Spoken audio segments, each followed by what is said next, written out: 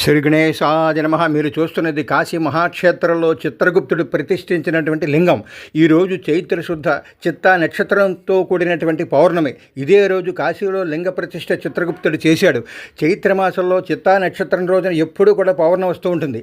ఈరోజు ఈ లింగం చూసినందువల్ల యమబాధలు ఉండవు, మరణ భయం ఉండదు.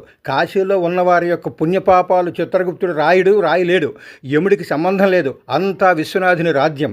ఈరోజు ఈ లింగ దర్శనం వల్ల సమస్త పాపాలు పోయి మళ్ళీ పుట్టవలసిన అవసరం లేని పునరావృత్తి రహిత శాశ్వత పుణ్యలోకాలకు వెడతారని చిత్రగుప్తుడు వరం పొందినట్టు కాశీఖండం 97, వారణాసి మహత్యం 18, లింగ పురాణం 7 అధ్యాయాల్లో రాశారు. మీ అందరి వాళ్ళు బంధువులందరికీ పెట్టండి, మీ స్నేహితులందరికీ పెట్టండి, వాళ్ళు తరించేలా చూడండి, అప్పుడు మీరు తరిస్తారు.